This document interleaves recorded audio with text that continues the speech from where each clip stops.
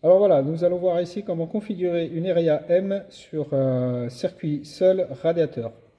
Donc, une fois qu'on a changé ici donc, le langage et qu'on est passé en français, maintenant vous allez voir comment paramétrer l'ensemble de l'installation. Donc ici on va dans le menu, on va aller chercher donc, le menu réparateur qui est donc le menu pour l'installateur, un code 2, 3, 4.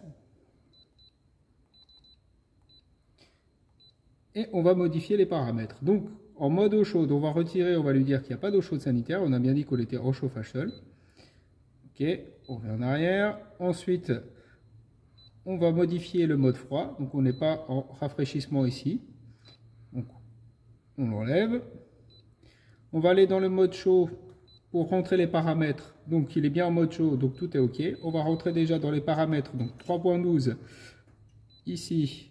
Pour pouvoir travailler sur la zone 1, on vérifie, donc ici on est en radiateur, donc on laisse tel quel, l'usine c'est rentré en tant que radiateur.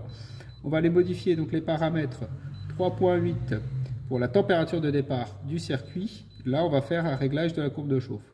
Donc en restant appuyé, on va le modifier, donc on va monter jusqu'à 65 degrés, voilà, 65 degrés de température de départ. Ok, ensuite on va modifier le 3.10 pardon, ça c'est la température extérieure qui elle est de -10. Ok, ensuite on va modifier le dernier paramètre qui est le 3.11 qui est ici la température ambiante pour calculer tout simplement la courbe de chauffe. Donc on va le modifier à 20 degrés. Voilà, donc on a réglé notre système de chauffage pour la zone 1 en radiateur. Maintenant, on va passer au réglage ici, vérifier qu'on est bien sur une loi d'eau. Donc, sur le paramètre 5. Paramètre 6. Donc, on va connecter un thermostat d'ambiance à la area M. Donc, ici, on va lui mettre oui sur une zone. On a un seul circuit. OK. Donc, ensuite, on va modifier ici le paramètre 7. Paramètre 15, pardon,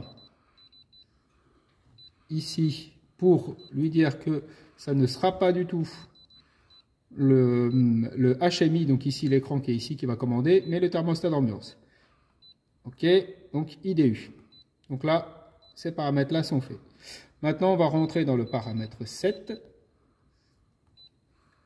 pour régler ici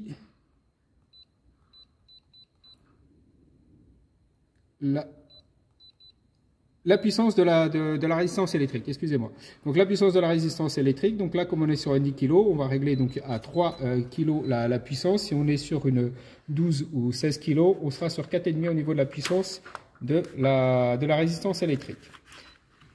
Voilà, et dernier paramètre ici à régler sur le 15, c'est déjà fait, donc tout ça c'est fait. Donc une fois qu'on a réglé tous les paramètres ici, on va revenir en arrière.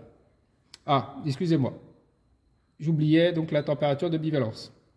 La température de bivalence qu'on va régler ici, donc c'est la température à laquelle va s'enclencher la résistance électrique, en 7.3. Donc 7.3 ici, on met en général 0, c'est parfait pour le réglage de la température de bivalence.